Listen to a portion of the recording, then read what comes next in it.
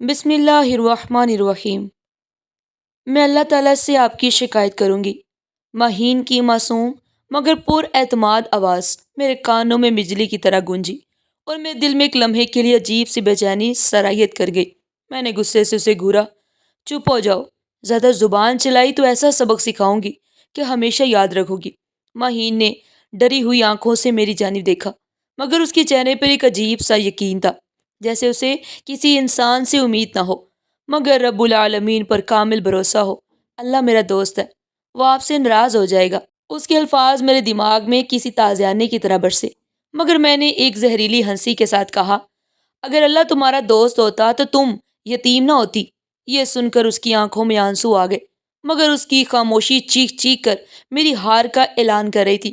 اللہ سب کچھ دیکھ رہا ہے تائی جان، وہ سب دیکھ رہا ہے۔ یہی وہ لمحہ تھا جہاں میں ہار چکی تھی، مگر مجھے اس کا احساس بہت دیر سے ہونا تھا۔ مہین کو بھوکا پیاسا کمرے میں بند کر کے میں اپنی امی کے گھر چلی گئی۔ وہاں جا کر میں ہنسی مذاق میں مشغول ہو گئی، کھانے پینے میں مشغول ہوئی، اور ایک لمحے کے لیے بھی مجھے یاد نہیں آیا کہ میں نے ایک معصوم بچی کو ایک بند کمرے میں بھوکا پیاسا چھوڑ دیا ہے۔ 3 دن بعد جب میں گھر پہنچی تو دروازہ کھولتے ہی اندر کا منظر دیکھ کر میرے پیروں تلے سے زمین نکل گئی۔ صبح کی نیند کتنی میٹھی ہوتی ہے، مگر اچانک بجنے والے فون کی گھنٹی اس سکون کو بے رحمی سے توڑ دیتی ہے۔ آج بھی ایسا ہی ہوا۔ میں نے آنکھیں نیم کھولی اور دیکھا کہ میرے شوہر آلیان کا فون بج رہا ہے۔ اسکرین پر نظر پڑی تو دل ہی دل میں کوفت ہونے لگی۔ فرحان بھائی کا نام جگمگا رہا تھا۔ صبح صبح کس کا فون آ رہا ہے؟ میں نے بیزاری سے بڑبڑاتے ہوئے فون کی جانب دیکھا۔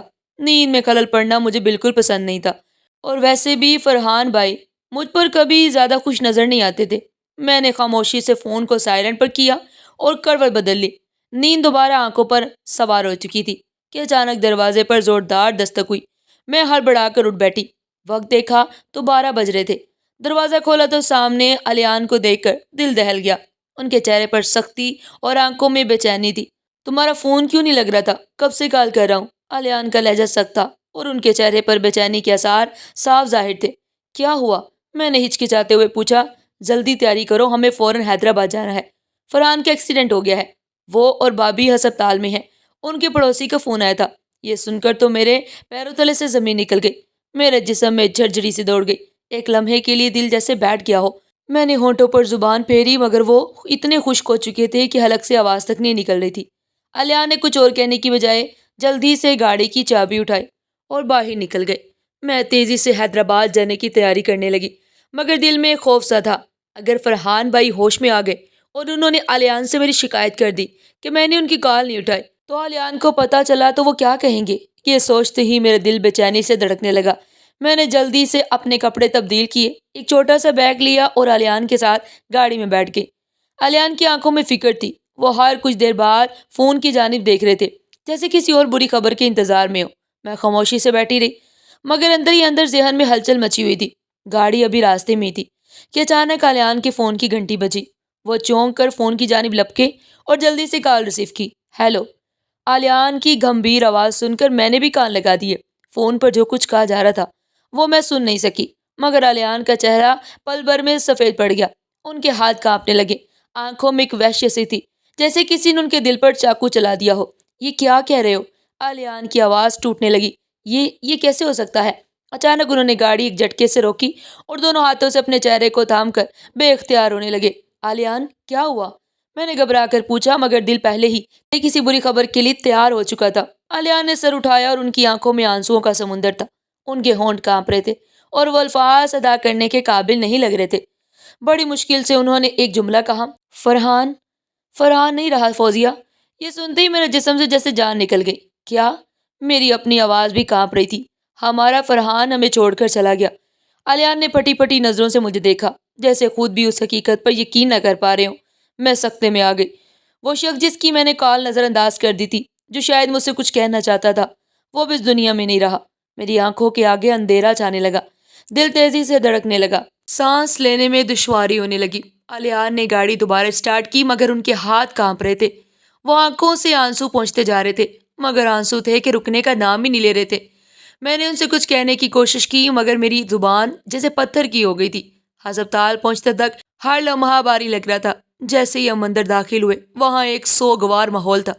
ہر جانب رشتہ دار اور جاننے والے افسوس میں ڈوبے ہوئے تھے۔ سامنے سفید چادر میں لپٹا ہوا ایک جسم تھا۔ الیان بے ساختہ آگے بڑھے اور ان کے قدم کانپنے لگے۔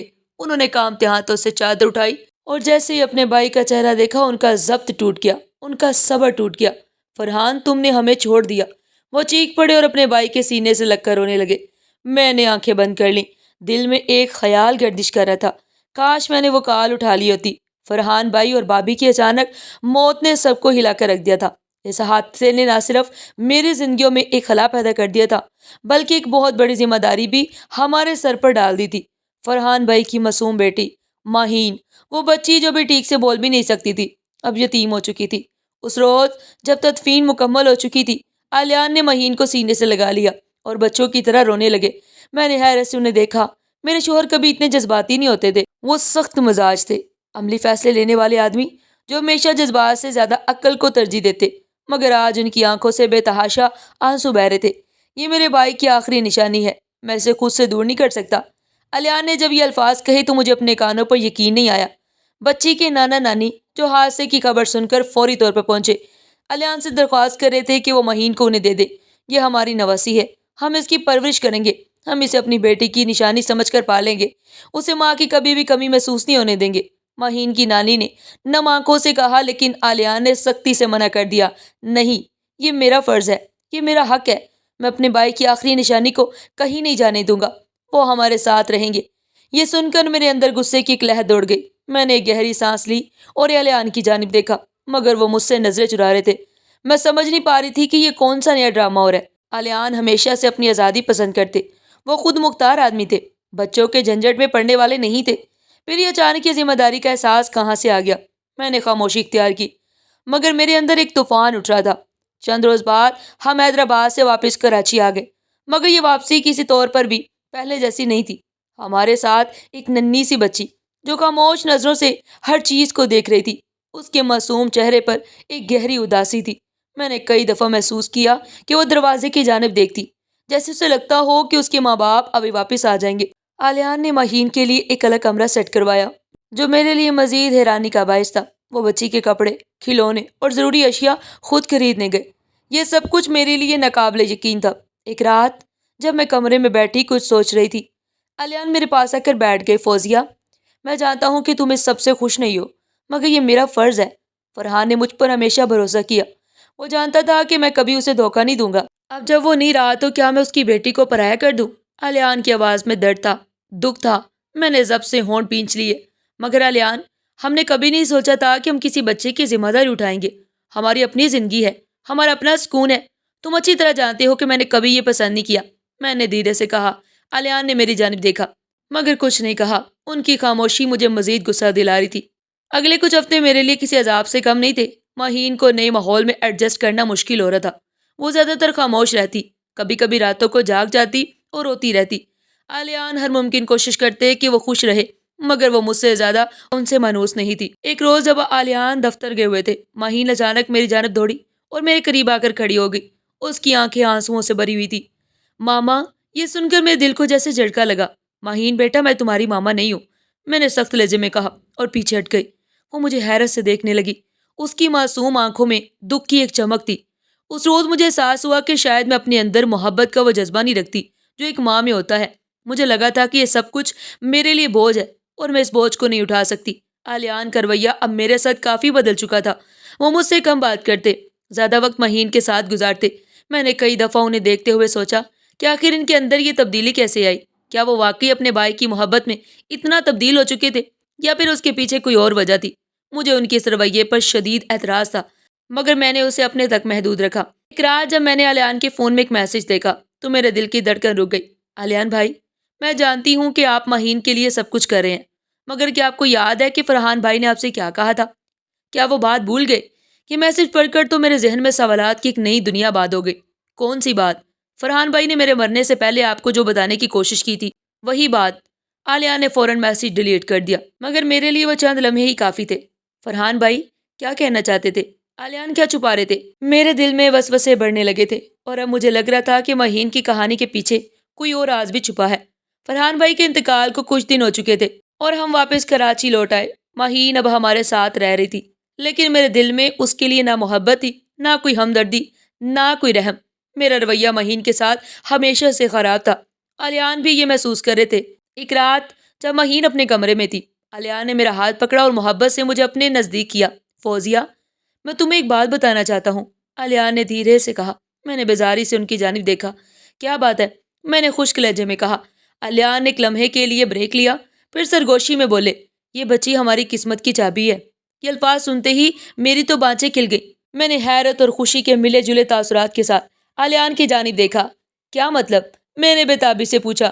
الیان نے سنجیدگی سے میری جانب دیکھا اور کہا، فرحان نے اپنی زندگی میں ایک بہت بڑا سرمایہ جمع کر رکھا تھا، اور وہ سرمایہ سیدھا مہین کے نام ہے۔ اگر ہم اسے اپنے پاس رکھیں تو یہ دولت بھی ہمارے قبضے میں رہے گی۔ ہم چاہیں تو اسے اپنی مرضی کے مطابق استعمال کر سکتے ہیں، مگر اس کے لیے ضروری ہے کہ مہین ہم پر مکمل بھروسہ کرے اور ہمیشہ ہمارے ساتھ رہے۔ یہ سنتے ہی میرے دل میں خوشی کی لہر دوڑ گئی۔ جو بچی مجھے ہمیشہ ایک بوجھ لگ رہی تھی، وہی اب ہمارے لیے خوشحالی کا دروازہ کھولنے والی تھی۔ تو تم نے کیا سوچا ہے؟ میں نے الیان سے پوچھا۔ میں نے فیصلہ کر لیا ہے، مہین یہی رہے گی، مگر ہم اسے اس حقیقت سے لاعلم رکھیں گے کہ وہ کس قدر ہمارے لیے قیمتی ہے۔ الیان نے مسکراتے ہوئے کہا۔ میرے اندر ایک عجیب سا اطمینان آ گیا تھا۔ اب میں اس بچی کو بالکل الگ نظر سے دیکھ رہی تھی۔ مہین بہت حسین بچی تھی۔ اس کی بڑی بڑی آنکھیں، دودھ جیسی سفید رنگت اور نازک نقوش اسے فرشتوں جیسا معصوم بناتے تھے، جبکہ میری بیٹی روبینہ شکل و صورت میں مہین سے بہت کمتر تھی۔ روبینہ کی سانولی رنگت اور عام سے نقوش کی وجہ سے پورے خاندان میں جب بھی دونوں بہنیں اکٹھی ہوتی تو لوگ فوراً تبصرہ کر دیتے، مہین تو چاند جیسی ہے اور روبینہ بس ٹھیک ہے۔ یہ بات میرے دل میں کانٹے کی طرح چبھتی تھی۔ مجھے روبینہ پر ترس آتا اور ساتھ ہی مہین کے لیے غصہ بھی بڑھنے لگتا۔ کیوں سب لوگ ہمیشہ مہین کی تعریف کرتے تھے؟ کیوں میری بیٹی کو کوئی نہیں سراہتا تھا؟ یہی وہ وقت تھا جب میں نے طے کر لیا کہ میں مہین کو کبھی وہ مقام نہیں دوں گی جو وہ چاہتی ہے۔ اب میرے پاس موقع تھا کہ میں اپنی انا کی تسکین کے لیے اس بچی کے ساتھ برا رویہ کر کے اپنے دل کو ٹھنڈک دے سکوں۔ مہین ذہین تھی، اسے پڑھنے لکھنے کا بھی بہت شوق تھا، اور شاید یہ شوق اس کی ماں نے اسے دیا تھا۔ وہ اکثر حسرت بری نظروں سے میرے بچوں کو دیکھتی جو ایک مہنگے انٹرنیشنل اسکول میں پڑھتے تھے۔ ایک روز اس نے ہمت کر کے الیان سے کہہ ہی دیا، تایا جان، ماما کہتی تھی کہ پڑھنا لکھنا بہت ضروری ہوتا ہے۔ وہ کبھی مجھے اسکول سے چھٹی نہیں کرنے دیتی تھی۔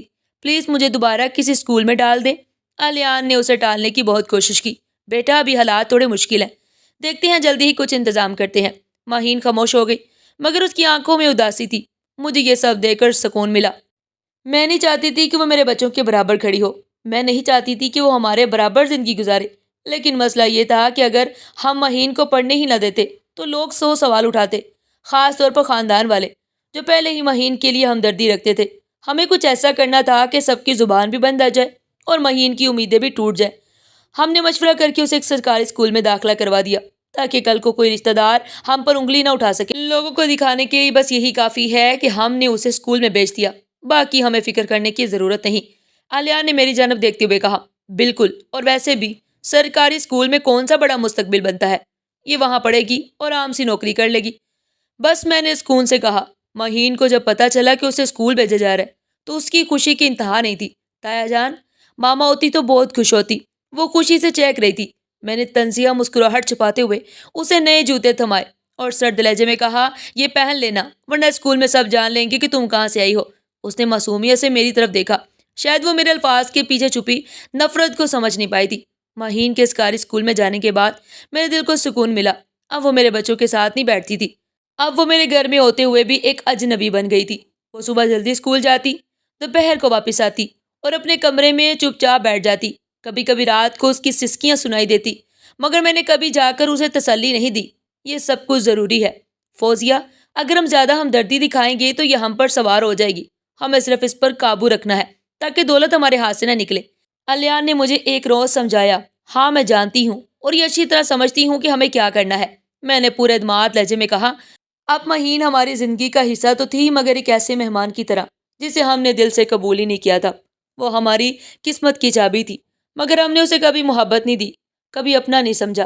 مہین کی ذہانت میرے دل میں حسد اور نفرت کا بیج بو چکی تھی۔ میں نے طے کر لیا کہ اسے کسی بھی طرح آگے بڑھنے نہیں دینا۔ اگر وہ اسی طرح ترقی کرتی رہی تو خاندان میں سب یہی کہیں گے کہ مہین فرحان بھائی کی بیٹی ہے اور اس کی صلاحیتیں انہی کی طرح اعلیٰ ہیں، جبکہ میرے اپنے بچے جن پر میں نے بے شمار پیسہ لگایا، پھر بھی معمولی گریڈز کے ساتھ مشکل سے پاس ہوتے۔ نظر انداز ہو جائیں گے یہ میں کسی قیمت پر برداشت نہیں کر سکتی تھی۔ سب سے پہلے میں نے اسے گھریلو کاموں میں الجھانا شروع کر دیا، اور صبح اسکول سے آتی تو میں اسے سانس لینے کی مہلت دیے بنا کام پر لگا دیتی۔ ماہین برتن دھو لو، ماہین کپڑے استری کر دو، ماہین فرش صاف کر دو، ماہین کچن کا کام کر لو، ماہین کھانا بنا لو۔ اتنا زیادہ کام دیتی کہ وہ تھکن سے نڈال ہو جاتی، اور اس کے بعد اسے اسکول کا کام کرنے کی فرصت ہی نہ ملتی۔ پھر جب وہ مشکل سے ہوم ورک کرنے بیٹھتی تو میں کوئی نہ کوئی بہانہ بنا کر اس کی کتابیں چھین لیتی۔ یہ کیا ہے؟ اب تم اسکول کے کام میں اتنی محنت کرو گی؟ تمہاری ماں نے تمہیں بہت بگاڑ دیا تھا، میں طنزیہ لہجے میں کہتی، اور اس کی کاپی کے صفحات پھاڑ دیتی۔ ماہین کی آنکھوں میں آنسو آ جاتے، مگر وہ کچھ نہ کہتی۔ وہ بہت صابر بچی تھی، اس نے کبھی مجھ سے بحث نہیں کی، کبھی اپنے حق کے لیے آواز نہیں اٹھائی۔ جب بھی وہ تھکن سے چور ہو کر کام دیر سے کرتی یا تھوڑا سا بھی غلط کر دیتی، میں اسے بے رحمی سے مارتی۔ نکمی لڑکی، کچھ کام بھی ڈھنگ سے نہیں کر سکتی۔ میں اسے جاڑتی اور کبھی چہرے پر تھپڑ مار دیتی، کبھی ہاتھوں پر لکڑی کا چمچ مارتی تو کبھی کان مروڑ دیتی۔ ماہین روتے روتے ایک کونے میں دبک جاتی۔ بعض دفعہ وہ آلیان کے پیچھے چھپنے کی کوشش کرتی، مگر وہ ہمیشہ آنکھیں چرا لیتے۔ آلیان کئی دفعہ میرے رویے کو دیکھتے، مگر وہ مجھ سے کچھ کہنے کی ہمت نہ کرتے تھے۔ شاید وہ جانتے تھے کہ اگر انہوں نے ماہین کی حمایت کی تو میں گھر میں مزید ہنگامہ کھڑا کر دوں گی۔ ایک روز جب ماہین نے غلطی سے گلاس توڑ دیا تو میں نے غصے میں آ کر اسے زور سے دھکا دیا۔ وہ دیوار سے جا ٹکرائی، اس کا ماتھا پھٹ گیا، خون بہنے لگا، مگر وہ چپ چاپ کھڑی رہی۔ یہ سب تیری اپنی غلطی ہے، سارا دن خوابوں میں کھوئی رہتی ہے، میں نے دانت پیستے ہوئے کہا، اور اسے چہرہ دھونے کا حکم دیا۔ رات کو میں نے دیکھا کہ وہ چپ چاپ اپنے زخم پر ہاتھ رکھے لیٹی تھی۔ ماہین کی بیماری اور میری بے بسی میری بے رحمی بڑھتی جا رہی تھی، میری بے بسی میری بے رحمی بڑھتی ہی جا رہی تھی۔ میں نے اس کے کھانے پینے پر بھی سختی شروع کر دی۔ اگر کبھی الیان کسی مہنگے ہوٹل سے کھانا لے کر آتے تو میں صاف الفاظ میں کہہ دیتی، یہ سب کچھ صرف میرے بچوں کے لیے ہے، ماہین تمہارے لیے سادہ روٹی اور چائے کافی ہے۔ وہ خاموشی سے اپنی پلیٹ ہٹا لیتی اور جو کچھ ملتا کھا لیتی۔ میرا سلوک اس حد تک پہنچ گیا کہ اگر وہ بیمار ہو جاتی تو میں اسے ڈاکٹر کے پاس لے کر بھی نہ جاتی۔ ایک دفعہ سخت بخار میں مبتلا ہونے کے باوجود وہ گھر کے کام کر رہی تھی۔ میں نے اسے بستر پر سونے کی اجازت نہیں دی، بلکہ حکم دیا کہ پورا باورچی خانہ صاف کرے۔ رات کو جب میں اپنے بیڈ پر آرام کر رہی تھی تو کمرے کے باہر سے مدم سسکیاں سنائی دی۔ میں نے جھنجھلا کر دروازہ کھولا۔ اب کیا مسئلہ ہے؟ مہینے کونے میں دبکی ہوئی تھی، اس کا جسم کانپ رہا تھا اور وہ سر پر ہاتھ رکھے بیٹھی تھی۔ میرا سر بہت درد کر رہا ہے مامی، وہ بمشکل بولی۔ ڈرامے مت کرو، چپ چاپ سو جاؤ، صبح اسکول بھی جانا ہے، میں نے سختی سے کہا اور دروازہ بند کر لیا۔ آلیان پاس ہی لیٹے تھے، انہوں نے ایک نظر میری جانب دیکھا مگر کچھ نہیں کہا۔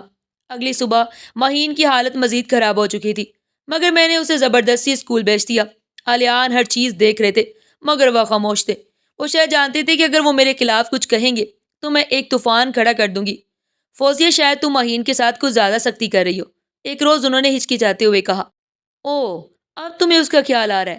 جب یہ ہمارے بچوں سے زیادہ عقلمند بن رہی تھی تب تمہیں کچھ محسوس نہیں ہوا؟ میں نے طنزیہ انداز میں کہا۔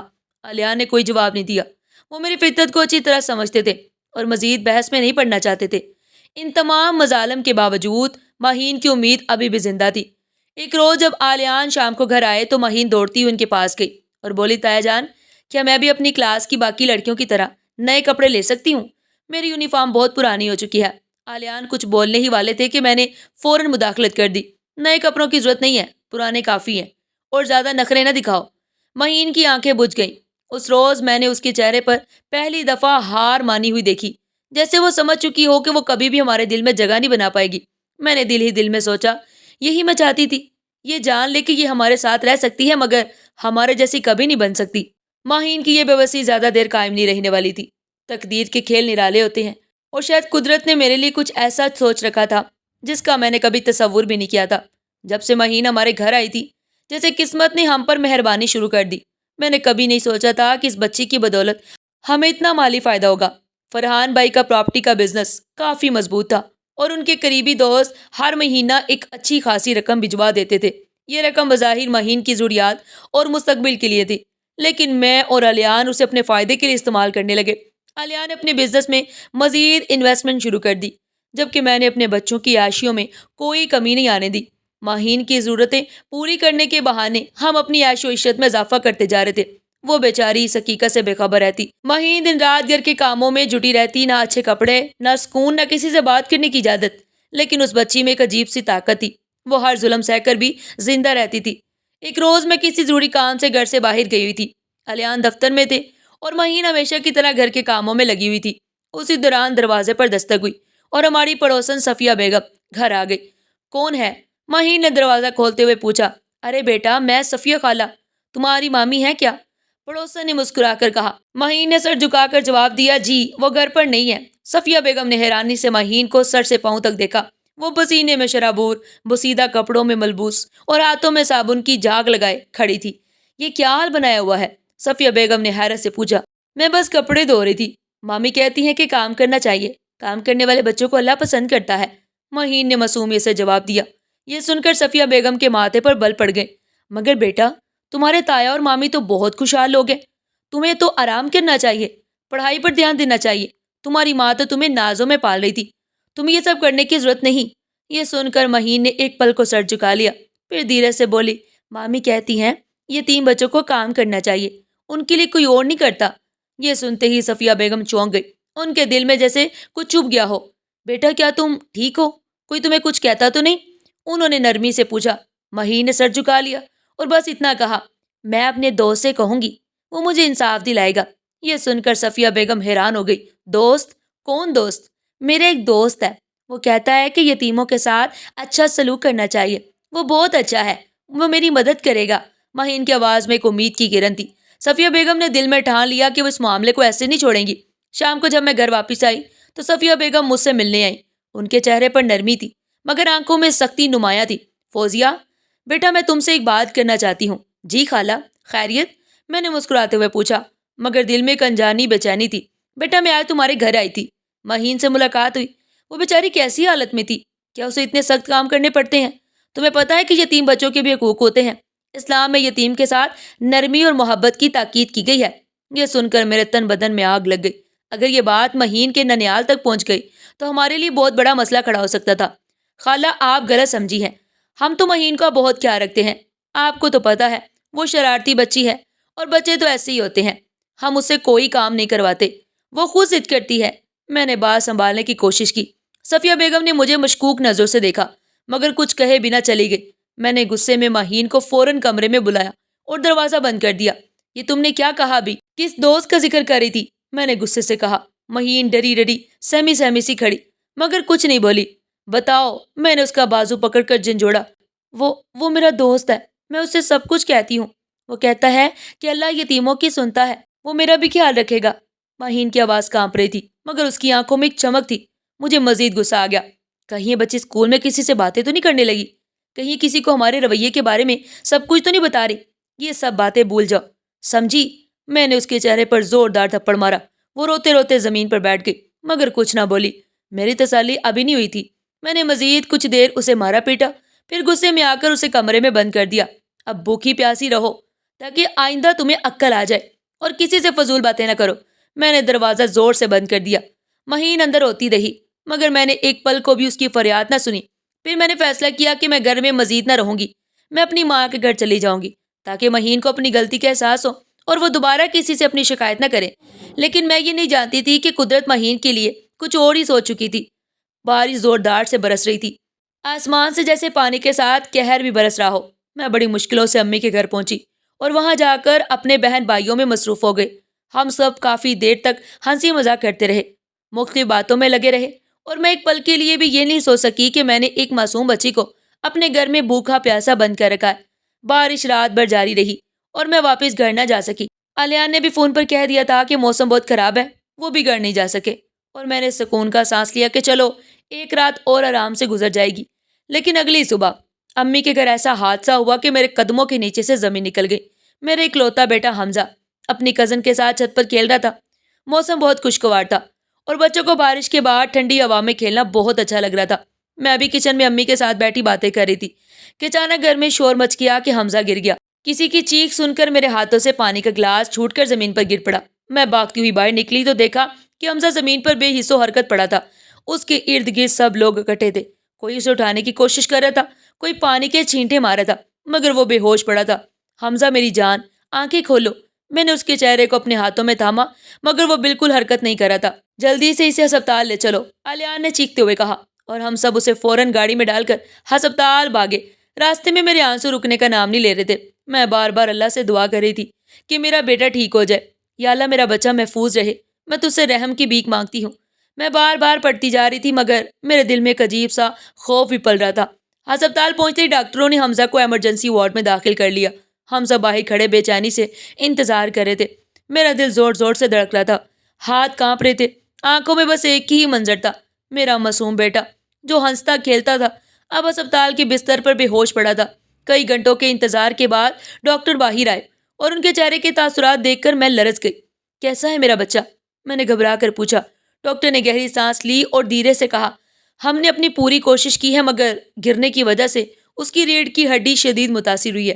کیا کیا مطلب؟ میرا سر چکرا گیا۔ حمزہ کی ریڑھ کی ہڈی ٹوٹ گئی ہے، اس کی دوبارہ چلنے کے چانسز بہت کم ہے۔ یہ سنتے ہی تو میرے پیروں تلے سے زمین نکل گئی۔ نہیں، یہ جھوٹ ہے، میرا بیٹا بالکل ٹھیک ہو جائے گا۔ میں چیخنے لگی۔ الیان کے چہرے پر گہرا صدمہ تھا، ان کی آنکھوں میں آنسو تھے مگر وہ خاموش کھڑے تھے۔ میں زمین پر بیٹھ گئی، میرا جسم کانپنے لگا۔ میرا بچہ؟ نہیں، یہ نہیں ہو سکتا۔ میں فوراً نماز پڑھنے کے لیے اسپتال کی چھوٹی سی مسجد میں گئی۔ میرا دل خوف سے کانپ رہا تھا۔ میں نے سجدے میں جا کر روتے ہوئے اللہ سے دعا مانگنا شروع کر دی۔ یا اللہ، میں گناہ گار ہوں مگر میرے بیٹے کو کچھ نہ ہو، میں سب کچھ ٹھیک کر دوں گی، بس میرے بچے کو ٹھیک کر دے۔ میری آنکھوں سے آنسو بہ رہے تھے، میں سجدے میں گری جا رہی تھی مگر اچانک مجھے محسوس ہوا کہ کوئی میرے قریب رو رہا ہے۔ یہ آواز بہت جانی پہچانی لگ رہی تھی۔ میں نے اپنی آنکھیں بند کر لی اور دل میں خوف پیدا ہوا۔ یہ مہین کی آواز ہے۔ مجھے مہین کی سسکیاں سنائی دے رہی تھی، وہی مہین جسے میں نے پچھلی رات کمرے میں بند کر دیا تھا۔ اچانک میرے دل میں ایک خوفناک خیال آیا، میں نے مہین کو قید کر رکھا تھا، وہ ساری رات بھوکی پیاسی بند تھی، کہیں اس کے ساتھ کچھ برا تو نہیں ہو گیا؟ میرے اندر خوف کی ایک شدید لہر دوڑ گئی۔ میں نے جلدی سے دعا ختم کی اور اکیلے ہی گھر کی جانب بھاگی۔ بارش رک چکی تھی مگر ہر جانب پانی بھرا ہوا تھا۔ جیسے ہی میں گھر کے قریب پہنچی تو میرا دل زور زور سے دھڑکنے لگا۔ میں نے جلدی سے دروازہ کھولا اور اندر قدم رکھتے ہی ایک عجیب سا سناٹا محسوس ہوا۔ ماہین، میں نے آہستہ سے پکارا، کوئی جواب نہیں آیا۔ میرا دل مزید تیزی سے دھڑکنے لگا۔ میں نے کمرے کا دروازہ کھولا اور جیسے ہی اندر جھانکا میری تو سانسیں رک گئیں۔ ماہین بے ہوش فرش پر پڑی تھی، اس کی ہونٹ خشک ہو چکے تھے، اس کے چہرے پر پلاہٹ تھی اور اس کی سانسیں مدھم تھی۔ ماہین، میں نے گھبرا کے اسے ہلایا مگر اس میں حرکت نہ ہوئی۔ یا اللہ، میں نے کانپتے ہوئے ہاتھوں سے اس کی نبض چیک مگر اس میں کوئی حرکت نہ ہوئی۔ یا اللہ، میں نے کانپتے ہاتھوں سے اس کی نبض چیک کی، وہ بہت ہلکی چل رہی تھی۔ یہ میں نے کیا کر دیا؟ میرے دل میں چیخیں گونجنے لگی۔ میں نے فوراً پانی لیا اور اس کے چہرے پر چھینٹے مارے مگر وہ ہوش میں نہیں آئی۔ ماہین، اٹھو بیٹا، میں تم سے معافی مانگتی ہوں، اللہ کے لیے آنکھیں کھولو۔ میں روتے ہوئے چیخ رہی تھی مگر وہ بے حس و حرکت پڑی تھی۔ میرے گناہوں کی سزا اسی لمحے دروازے پر زوردار دستک ہوئی۔ میں بھاگ کر دروازہ کھولنے گئی تو دیکھا کہ صفیہ بیگم اور کچھ محلے والے کھڑے تھے۔ فوزیہ، تم نے کیا کر دیا؟ صفیہ بیگم کی آواز میں غصہ تھا۔ یہ سب تمہاری وجہ سے ہوا ہے، اگر ماہین کو کچھ ہو گیا تو تمہیں اللہ بھی معاف نہیں کرے گا۔ ایک اور عورت نے کہا۔ مجھے ایسا لگا جیسے میرا دم گھٹنے لگا ہو۔ ماہین کو فوراً ہسپتال لے جایا گیا اور ڈاکٹرز نے اسے ایمرجنسی وارڈ میں داخل کر دیا۔ میں باہر بیٹھ کر روتی رہی، بار بار اللہ سے دعا کرتی رہی مگر میرے دل میں ایک ہی سوال تھا، کیا میرے بیٹے کا حادثہ میری سزا تھی؟ کیا اللہ مجھے میرے ظلم کا بدلہ دے رہا تھا؟ سارا راستہ میری دعائیں آنسوؤں میں بھیگ رہی تھی۔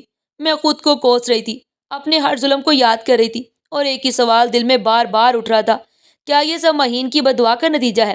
میں نے کبھی یہ سوچا نہیں تھا کہ ایک یتیم بچی کی آہیں آسمان تک پہنچ سکتی ہیں۔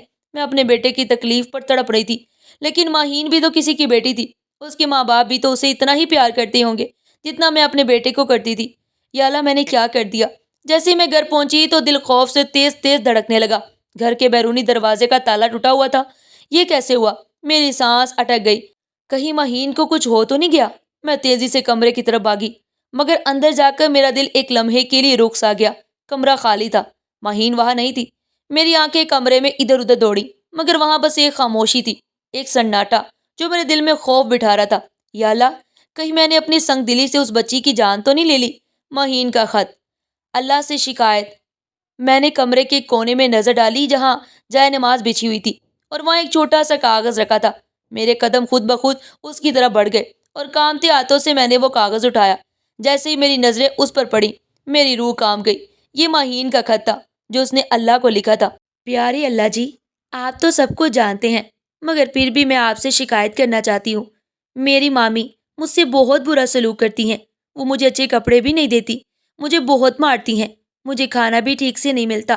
میں نے تایا جان سے کئی دفعہ کہا کہ مجھے اسکول میں اچھے سے پڑھنا ہے، مگر مامی کہتی ہیں کہ میں یتیم ہوں، مجھے پڑھنے کی ضرورت نہیں۔ اللہ جی، کیا میں واقعی اچھی چیزوں کے قابل نہیں ہوں؟ ماما ہمیشہ کہتی تھی کہ اللہ سب دیکھتا ہے، وہ یتیموں سے پیار کرتا ہے۔ اللہ جی، اگر آپ واقعی مجھے دیکھ رہے ہیں تو مجھے میرے ماما بابا کے پاس بلا لے، یا پھر مجھے کسی ایسی جگہ لے جائیں جہاں کوئی مجھے مارے نہ، مجھے برا بھلا نہ کہے، مجھے پڑھنے سے بھی نہ روکے۔ میں نے اپنی ماما سے وعدہ کیا تھا کہ میں بڑی ہو کر اچھی بچی بنوں گی، مگر مامی کہتی ہیں کہ میں فضول ہوں۔ اللہ جی، اگر آپ میری بات سن رہے ہیں تو پلیز مجھے کہیں اور لے جائیں۔ آپ کی چھوٹی سی بندی ماہین۔ میرے ہاتھ سے وہ خط گر گیا، میرا پورا جسم کانپنے لگا، میں گہری شرمندگی کے گڑھے میں گرتی ہی چلی جا رہی تھی۔ یہ میں نے کیا کر دیا؟ ایک چھوٹی سی بچی کو اللہ پر اتنا یقین تھا کہ اس نے اپنی تکلیف کسی انسان سے نہیں شیئر کی، بلکہ سیدھا اللہ سے شکایت لگا دی۔ اور میں جو اتنی بڑی اور سمجھدار تھی، یہ بھول چکی تھی کہ اللہ کسی چیز سے غافل نہیں۔ اللہ نے مجھے میرے ظلم کی سزا دے دی۔ میں وہی جائے نماز پر سجدے میں گر گئی اور پھوٹ پھوٹ کر رونے لگی۔ یا اللہ، میں بہت گناہ گار ہوں، میں نے ایک یتیم بچی پر ظلم کیا، میں نے اس کے ساتھ ایسا سلوک کیا جس کا کوئی حق نہیں تھا۔